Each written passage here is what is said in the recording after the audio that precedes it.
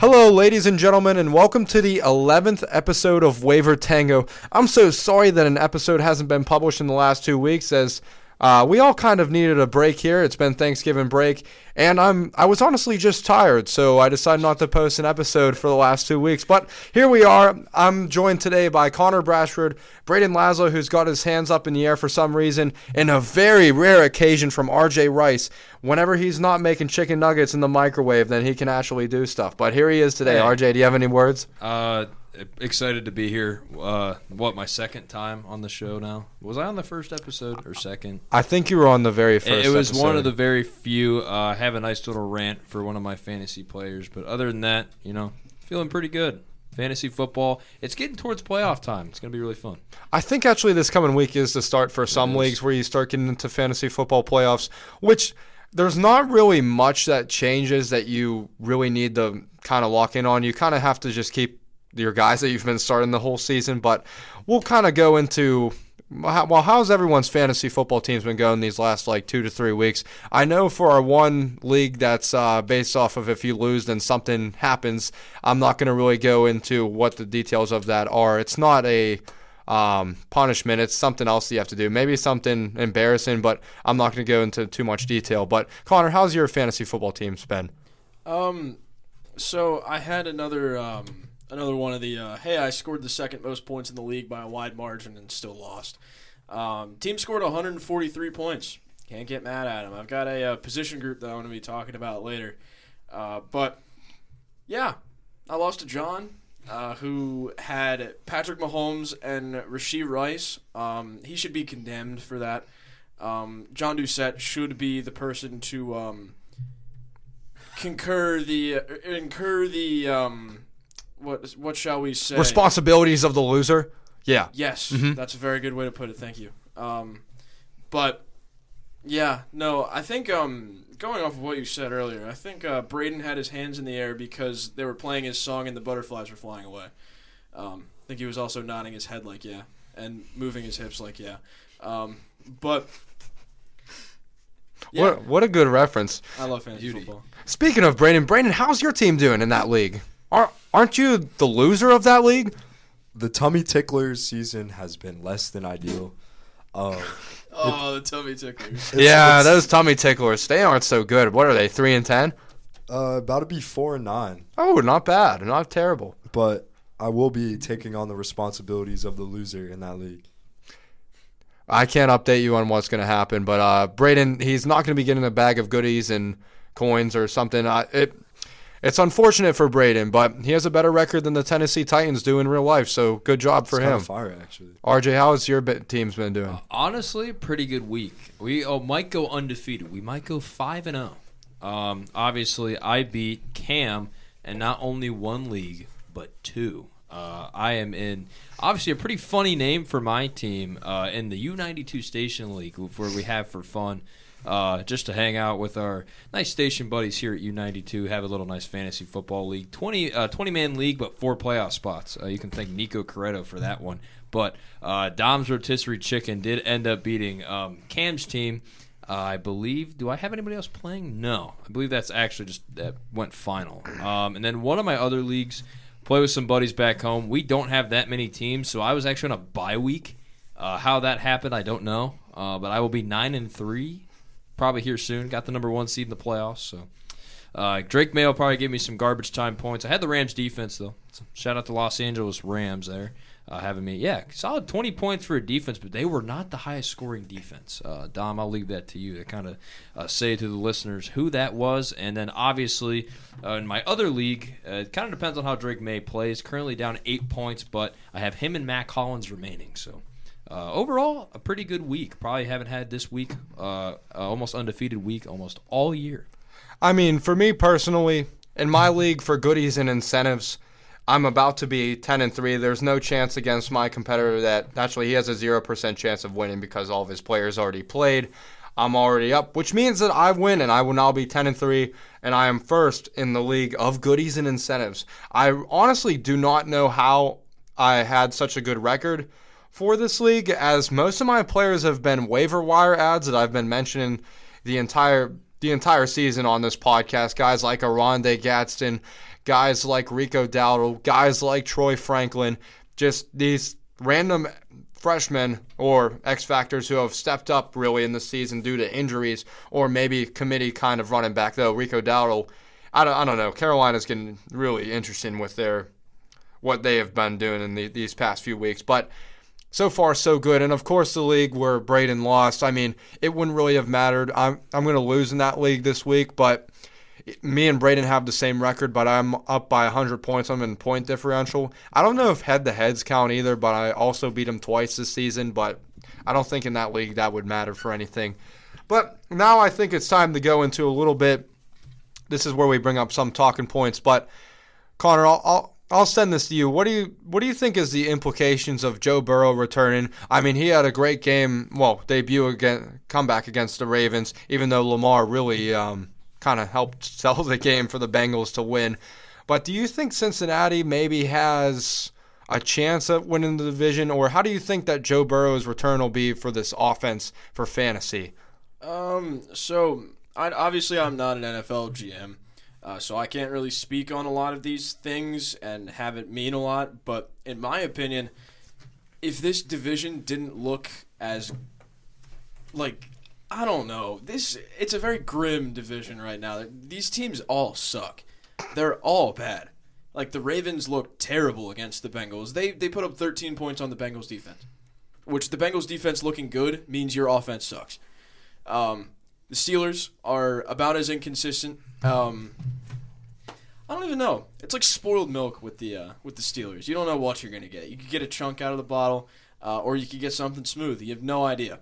The Cincinnati Bengals offense with Joe Burrow is a well-oiled machine. They looked a little shaky coming out of the gate.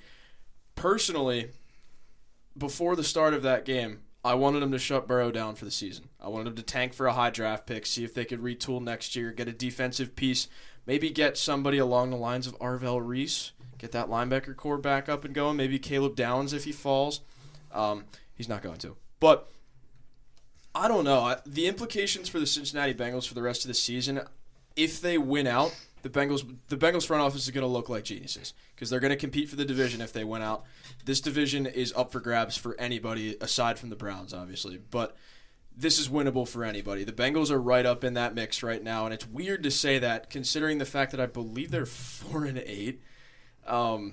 That's bad. And if you're 4-8 and you're contending for your division, you know that your division is having a really, really down year. But it's always in and out, usually the most competitive division in football. No matter if the teams are all bad or all good, they're always going to compete against each other. But it's going to be interesting to see how Burrow leads this team. Obviously, he's led this team to a lot greater places in the past, led him to a Super Bowl appearance. But I think for fantasy managers going down the line, you got to love what Burrow's been doing since he came back. Obviously, it's only been one game, but 19 points against a Ravens defense that has struggled a lot this year but finally found their footing a few weeks back.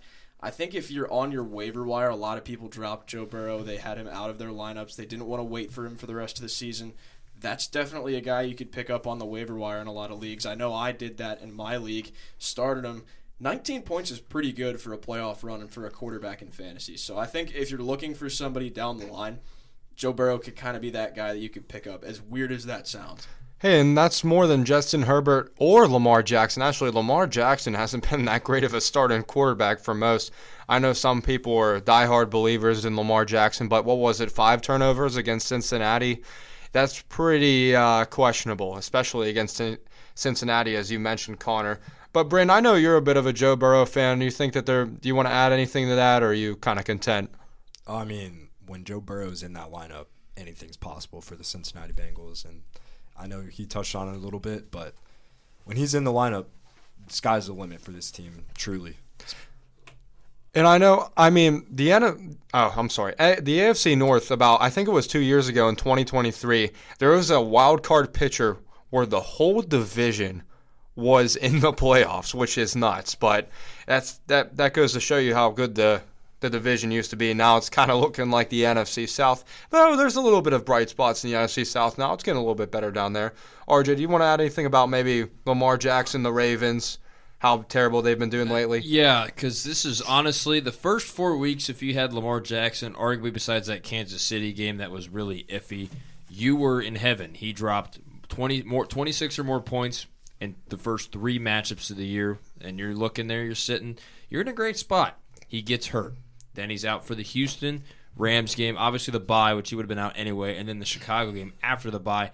And, he picked it up against Miami. But then Minnesota, you're getting 16 points, which is still, I'd say, decent to average production. Then 4, 7, and 6 points.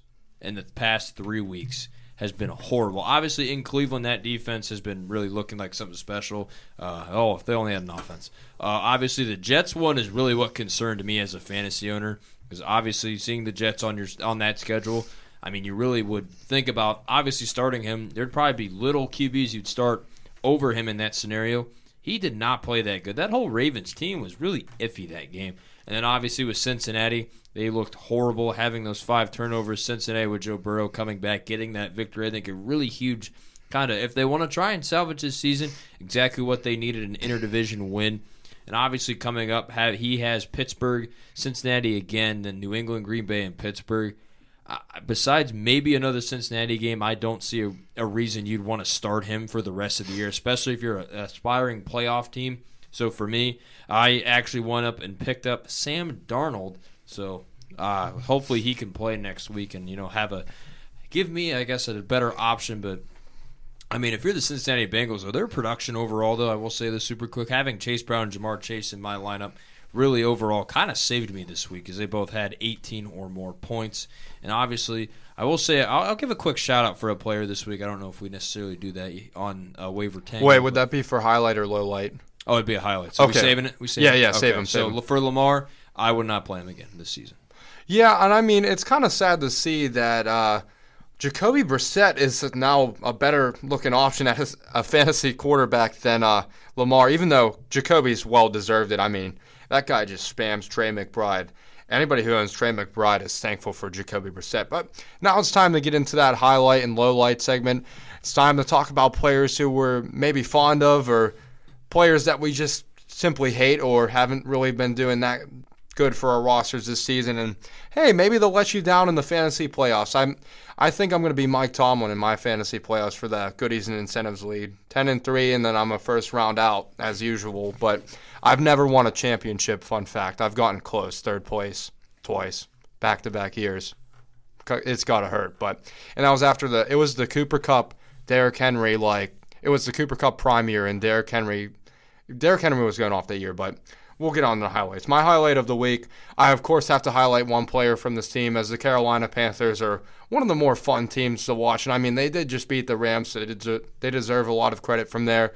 I'm going to have to go with Chubba Hubba. Now, I know I'm very disappointed that Rico Dowdle, it kind of seems like this has become more of a committee with this game, but Chubba did have 20.4 fantasy points. He had 17 attempts for 83 yards. He had a receiving touchdown as well. And, I mean, it's either going to be him or Rico Dowdle. There's no other option. I mean, there's a lot of good players you can highlight from this game, such as, I'm surprised to say this, Jalen Coker, who was a top scorer. You can also go with their defense as well, who really gave Matt Stafford some trouble. But, Connor, who's your highlight player of the week? So, I'm going to go for a player and a position group. Obviously, this player comes from that position group, but I'm going with the Seattle Seahawks defense. That defense put up numbers, 28 points. They went off, 4 picks against rookie Max Brosmer in his first career start, a fumble recovery, 4 sacks. 28 points is ridiculous. And shout out to everybody, like one of my leagues back home. Shout out to everybody who has an individual defensive player league. Ernest Jones put up 10 points, 2 picks, a defensive touchdown, 2 passes defended, and 7 solo tackles. He is what won people games in an IDP league this week. I got to go with my guy, Jordan Love. Absolute outstanding showing on Thanksgiving. 18-30, 234 yards, and 4 touchdowns. I also want to give a shout-out to Christian Watson, who had his best game coming back from the ACL tear that he suffered last season. He had a 50-yard touchdown, a couple more receptions, and had 18 points as well. But Jordan Love, if you started him, you did not regret it this week. 25 points for Jordan Love. Gotta love it. For my highlight, I'm actually going to go with a certain receiver that I think at one point when I was on, probably had him in my fantasy jail segment, but having 35 points against the Chicago Bears, yes, you did lose. But A.J. Brown, his production over the past couple of weeks has been one that I desperately needed. And for that, especially this week, getting those 35 points, I got to give a quick shout-out to A.J. Brown. Kind of ironic, too, because I think he started producing a lot more after he told fantasy football owners, yeah, don't put me on your roster, don't start me. When he had the meeting with Jeffrey Lurie in that Philadelphia Eagles organization, I think something must have changed because ever since then he's been getting the ball a lot more. I mean, obviously his past two games being Dallas and Chicago, he had 25 and 35 points respectively. Before that in Detroit, he had 11. So he's kind of been this year the definition of a boomer bust guy, but I think the past couple of 2 weeks have been big booms. Yeah, there's a lot of big boom and big bust guys recently this year in fantasy football. A lot of injuries. But, Brandon, am I correct in saying that Jordan Love now is the Packers' most winningest quarterback on Thanksgiving? Wasn't that a stat? It might be because we've played 3 in a row on Thanksgiving, which really never happens. I know there's a stat for that. I think that was said on it. I saw that on either NFL or CBS, but it was something that he broke, some record that he broke. But now it's time to go into the lowlights. Now it's time to shout out some players that you just in general hate or players that have let you down, such as my favorite player. Oh, yeah, that's a correct stat. Okay. My favorite player right now, Khalil Shakir. I mean, 1 week he's balling out. The last week he had, I believe it was 10 plus. He had a 10 plus point performance. So, that's as good enough for your flex. But he's been very inconsistent. And this week he just didn't produce. I mean, it's against the Steelers too, and their secondary. I mean, you have Joey Porter Jr., but he's a dirty cornerback. He likes to grab and make dirty plays. Very dirty player. But Khalil Shakir should have had a little bit more of a performance. I'm surprised because the Steelers' defense, for some reason, the highest paid defense in the NFL, gets cut up like Swiss cheese. But I'm going to start him again this coming week because, he's up or down kind of player, and I have a lot of boomer bust players such as Jamison Williams that has been producing a lot because I think Amon-Ra St. Brown, he had some injury on Thanksgiving. I think he'll be out for a few weeks. He's going to be out because they play on Thursday. He'll definitely be out this week. Next week, I mean, you got to take it week by week. Yeah, that's good for Jamison Williams fantasy football owners as he gets majority of the targets. But for me this week, Khalil Shakir, you just weren't my bright spot. Yeah, I've got a guy that is going to be on, if not the probation list, then one of the guys that we're going to be sending to jail this week. Justin Jefferson has been awful over the past couple weeks. I know this isn't his fault. This is not on Justin Jefferson. This is on the absolutely abysmal quarterback play that has been coming from the Minnesota Vikings this year, obviously because 9 likes to throw the ball 9 times to the opposite team every game. But this wasn't even on J.J. McCarthy. This is J.J. McCarthy's predecessor, Max Brosmer, who might just be worse. I mean, 2 points for Justin Jefferson, 2.4 points. This is the 3rd week back-to-back, actually 4 weeks back-to-back where he's failed to record over 11 points. 7 points, 11 points, 8 points, 2 points. Back-to-back for, I'm not going to be shy when I say this, top 2, if not number 1 receiver in the NFL. It's between him and Chase. But it sucks because everybody picked Justin Jefferson in the first round. Rightfully so, it's Justin Jefferson. But he just has not been performing at all. And this week was an all-time low. 6 targets, 2 catches, 4 yards. So right now, if anyone wants an analogy of that, Justin Jefferson is just simply in the lost and found and needs to be claimed. And he's just been lost with a lack of a quarterback. But, Braden, who's your low light of the week? I'm going to go with Michael Pittman Jr. 1 catch on 4 targets for only 13 yards, which, I mean, that's an explosive play, don't get me wrong, but when you're getting targeted 4 times, I'd love to see you at least catch half of those, just get 1 more reception. It's just kind of been a waste of space, really, in my lineups. I mean, Daniel Jones has been a great quarterback, but they got other weapons there. They got, obviously, Jonathan Taylor, who's been outstanding this year. They got Tyler Warren, the rookie tight end from Penn State. I mean, it's a tough dynamic there to try to get everybody involved. I know it's going to be hard to week in and week out, but would love to see Michael Pittman get a little bit more production. Yeah, for my low light, I could take the easy route and just say Lamar again, but I'm not. I'm going to go a more different direction because he had a lot of boom potential this week playing a low light opponent, and they barely got the win. I thought Miami was going to actually lose this game, but New Orleans did not convert on the fourth down sneak with Tyler Shook. So I'm going to go Jalen Waddle. Only having 7 points against this New Orleans defense for me.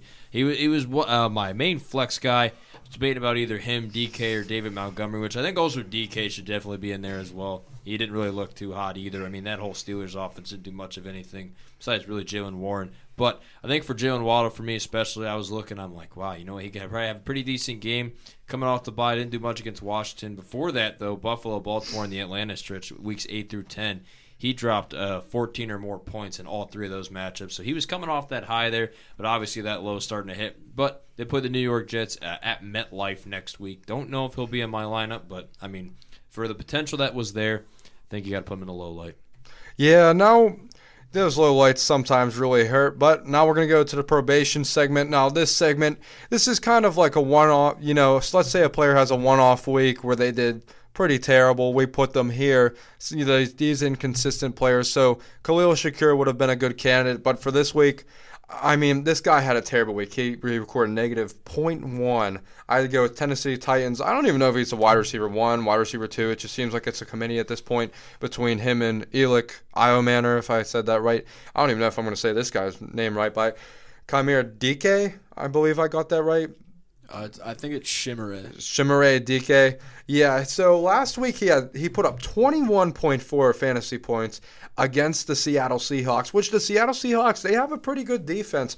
And the Tennessee Titans, they still have a lot to figure out, don't get me wrong, but I mean, this guy only had 1 reception for 8 yards. He was targeted 4 times, so we're kind of making some drops here. I believe he had fumbled as well to give him that negative deficit, but yeah, really rough week for DK. If you have him, I mean, I'm not going to say still start him, but if you're like in a 14-man league and you don't really have that many other options at flex, then I would still go with him as he is playing. I think RJ, are you playing the Browns this week? Are you playing Tennessee's the Titans? Playing the Browns, yeah. The Titans, yeah. That's so, in Cleveland also.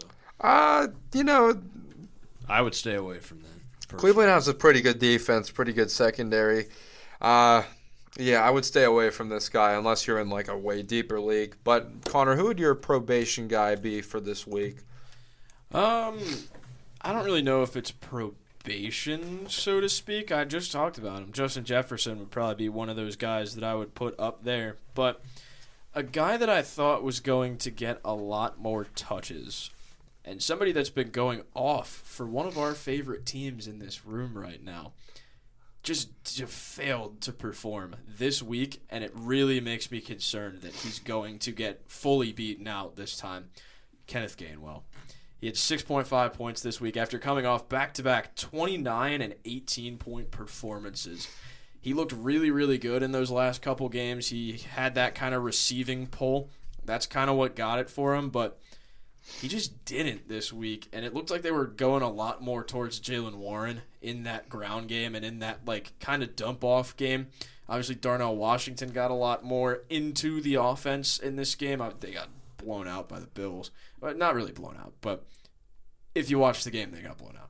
But I'm going to go with Kenneth Gainwell on this one. It sucks because I thought he was going to be kind of that stash guy that was just going to kind of split committee with Jalen Warren and be that receiving back.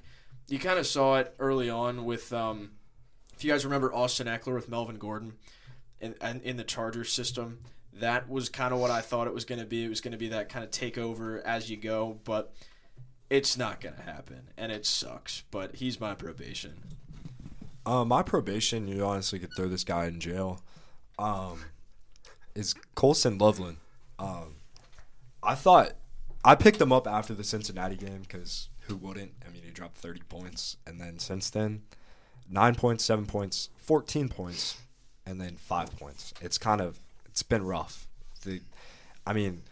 The production that he's been getting these past couple weeks has been a steady increase from what he was getting before that Cincinnati game, I will say. But, man, it's just been – because I have Mark Andrews and Colson Loveland, and every week it's just like, why even bother playing Colson Loveland? It's not going to do you any good.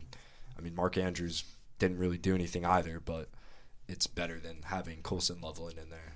I mean, for the Bears, though, that's a team where they have so much, but there's so many guys that could be the player. I mean, Odunze could have like 30-plus points, and then the next week he can only have like 2. It's just kind of, you have so much production, so much volume that you really don't know who's going to get the ball. Kind of reminds me of the West Virginia men's basketball team where you have 6-plus different scorers who have had, 20-plus points in different games. But that's a different team. But, RJ, who's your kind of probation player, somebody that kind of maybe had a terrible performance but is kind of wishy-washy? I think, at least I'm looking at this upcoming week, and I think a really good defense they're playing. They have not really looked good at all recently, but he has kind of had his really good performances, but also some really mediocre performances. I think he's really due for a bad week, and that's Ashton Genty, unfortunately for you, Braden. I think really going against this Denver defense. Denver has one of the best defenses in the NFL, and I think for Ashton Genty, he had a really great game against the Cleveland Browns in fantasy. He scored almost basically 25 points.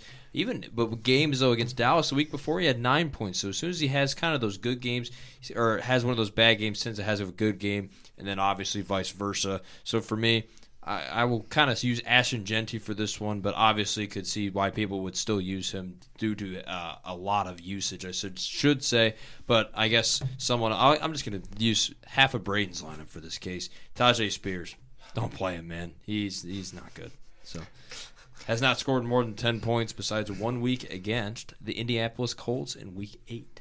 I mean, Braden likes those players who got that wabi-sabi. They're not perfect, but they're not center. But sometimes they can put up a good performance. I mean, it's occasional, but that's probation for you. Yeah, but it's got wabi-sabi to it, if you know that TikTok trend. Wow, look at where we've gotten. TikTok trends now on this podcast. But now it's time to go to the jail segment. And if you tuned into the last video, I apologize, as we put probably 20-plus players in jail. That was a very heated segment last time because I think we were coming off a very bad week in fantasy production. But I'm going to go over the players who we put in last time, and we're going to make some corrections. So to start, we have Jerry Jeudy, Rome Odunze. Stay?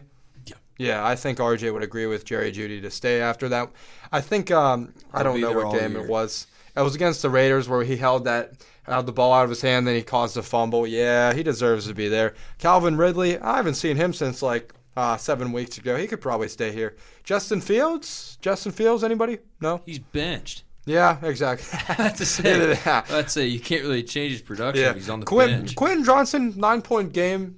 I'd still say there, but he's on his way out. On his way out. Have a 10-plus performance. Yeah. He's on good terms right now. DJ Moore? Still there. He had a good game. He had a really great game. And then, obviously, against the Eagles, he had 9 points. No, I don't think he had that much. Hold on. I have him. The Bears' offense ran for 270 yards. Yeah. He had 4.7 points. Yeah. Yeah, but we'll keep him in there. I say keep him there. We'll keep Isaiah Bond in here, too. That was a Kobe. Yeah. Kobe? I'm sorry. Toby Burton reference. I was about to say, who put him in there? Toby Burton? Toby Burton? Toby Curtin. Shout out Cody Burton. But we also have Ela Manor in here. Yeah, he can stay. We have Emeka Ibuka, who recorded 6 points last week, who didn't do so well. Stay, unfortunately. I'd say for right now, I could easily see him going up, but for right now, stay. Alvin Kamara, stay, even though you're out. No, stay. Kenneth Walker, stay. He's inching out. He's been playing pretty well. Pretty well. Okay. Playoff time is when K-Walk starts to shine. All right, we'll update you next week then. Jacoby Myers. Oh, he's coming out. Oh, he's coming out. Good. Did he have a good performance? 21. All right, 21. He can come out. He looks like a wide receiver 1. We can take Brock Bowers out after that nice one-handed snag that he had in that game. Beautiful. 2 touchdowns, didn't he? 2 touchdowns. Yeah, I think so. He had a good production, but that was a beautiful catch, catch of the year candidate right there. We also have Nick Chubb. He scored a touchdown, actually. Okay, Nick Chubb can come out. Tyrone Tracy, he gets enough production and volume. He can come out from the Giants since they, the Jameis Winston show. It's an interesting one to watch. It's always entertaining with the Giants. We'll come back on Tyrone Tracy because Dart's back tonight, and he's still the RB1. Oh, they're playing tonight? DVD. Yeah. I'll probably say, probably TBD for that. TBD. Okay, we'll update you next week then. And last guy we have on the list, Keenan Allen. Oh, keep him in there. Yeah. Keep him in there. Anybody else we want to add or change? Yeah. Okay, what player? This one. Because Keenan dropped 7. So. Shout out Matt Foley for this one. Dallas Goedert replaced Brock Bowers instantly. He sucks. Like the Eagles offense. If Kevin Patullo isn't out of that offensive coordinator position at some point during this season, even if it's in the offseason, I really need to consider what kind of drugs they're selling in Kensington. I have no idea because that offense is awful. There's so much talent on that offense, and they don't use any of it.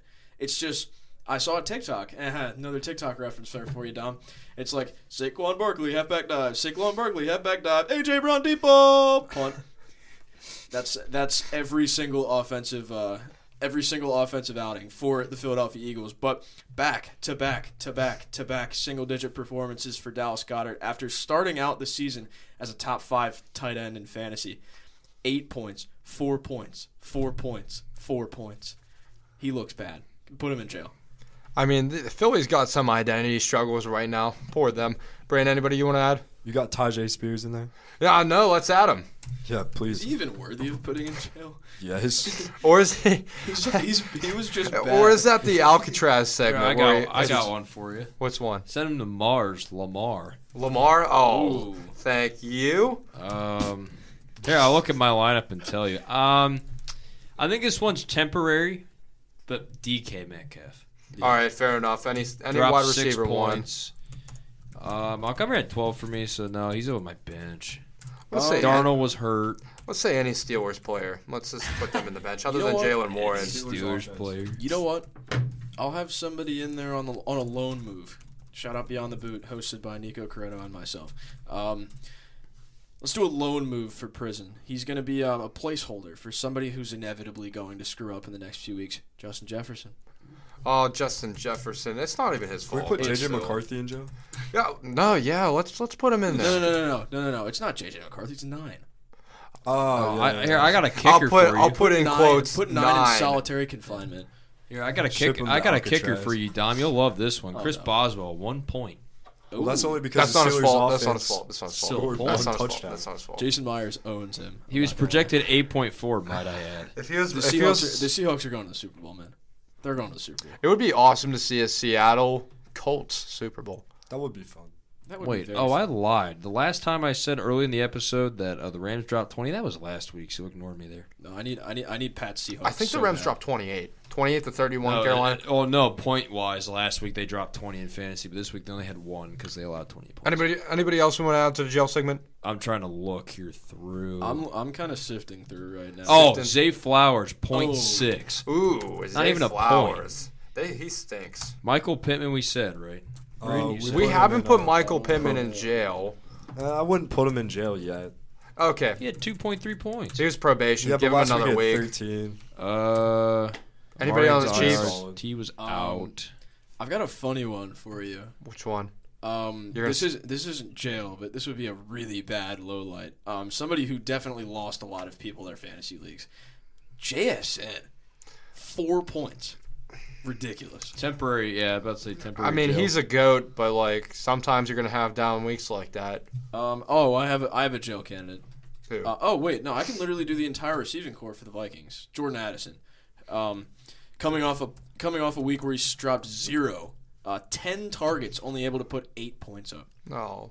I really hate talking bad about the Minnesota Vikings because O'Connell's such a good coach, but Jordan Addison had 4 more targets than Justin Jefferson this week, by the way. Yeah. anybody from Atlanta we want to shout out real quick? Well, how's Drake London been doing? He's hurt. Hurt? Okay, never mind. He was inactive. Bijan had a very good game. He had 30 Yes, he did. points, so can't blame him there. Somebody's coming back down to earth, Dom. Oh. Rico Dowdle. 11 points and then 9 points on 18 carries. He's a low light probation. I think he had 20 touches. Yeah, he had 20 touches. He's a probation guy for sure. I might have to, in my league for goodies and incentives, I might have to switch swap him and Chuba. Cooper Kupp had 5 points. Cooper Kupp's he's become an unk status. His average now. is like 8, so I mean. He's like a 20-man like flex savior, 5 points. That's really good. Dom, is it time we put our boy back in jail? Who? He his probation officer, just like he could not get it together. Brian Thomas. Yeah. Yeah, it's time. Let's put in, him back in there. Checked in with the probie officer. He said nah, send him back. I think I drafted him. He's got to be the worst wide receiver I've ever drafted in fantasy football ever. What a letdown! I was so high on him. He was my wide receiver 1 in the station league, and he sucked. He's really bad. I don't even know. Like Jacoby Myers just like took this dude's job. Travis Hunter's gonna take his job. He should be traded. Honestly, I think Brian Thomas Jr. should find a way out. Oh my gosh, we missed somebody on a big boom candidate of the week. Who? Adonai Mitchell, 24. Oh yeah. Yeah, that long touchdown. Yeah. The fact that Adonai Mitchell helped the Jets to beat the Atlanta Falcons, that alone should get Raheem Morris fired. You want to know what's funny enough about that, actually? I added him off of waivers November 19th, and he was on my bench. Who, AD? In the station league. I remember his first debut with the coach. With the Colts. With Colts. It's kind of a nice luxury couch. But with the Colts, he went 1 for 5 and had like 3 points. Yeah, I was so hyped. Was he Clemson? Was he Clemson? No. Receiver? Who am I thinking of? Who were you thinking? AD Mitchell? Yeah. He was Texas. He was Texas. I don't know who I was thinking of who came from Clemson. Because we probably thinking of T. Higgins. If you listen to Stir in the Pot, we go over mock drafts lists all the time, and was he? I'll ask you guys after, but it's more of a controversial question. I know he had a controversial character. Is that Adonai Mitchell? Controversial character was that was Isaiah Bond. Yeah, okay, that's who I'm confusing him and Isaiah Bond was. Isaiah Bond, Texas? Yeah, they were both in Texas. I don't know who I'm thinking was from Clemson. Because it was AD Mitchell, Isaiah Bond, and Matthew Golden. All right. Yeah, the only guy relatively close would be Sammy Watkins, but that's way There was a lot of receivers in that draft. You're thinking of Clemson wide receivers? T. Higgins. Oh, that might have been that. He wasn't in that draft class, so I don't know why I would think that. You know who else was in that draft class? Which class? The class with Adonai Mitchell. Wasn't it Jalen Polk and Xavier Legette in that class? Yeah, because was that a Dunze? I think so, yeah. I think, didn't he go number 8 overall? He was 10. 10? I think. Who got between Chicago? I don't know. I'm not good with remembering draft lists. Anyways, does anybody else want to add anything else before we all go to Chick-fil-A and get some goodies? Go Blue Devils. Trying to think. I guess Juwan Jennings should probably be careful with what he does on the field, I guess. Just in other NFL news. Getting called an expletive by Shelby Harris is really rare because he's like one of the nicest dudes in the league. Shelby Harris has a female voice, bro. Was not on my bingo card. Logan Cook needs to learn to keep it in his pants. All right, fair enough. I love Corey Bojorquez. He's fourth in Pro Bowl voting. Logan Cook threatened to kill someone. That's not cool. Do not do that. Definitely do not do that. We do not condone that here at U92. But anyways, I'm going to have to conclude the episode. Thank you for everybody for listening.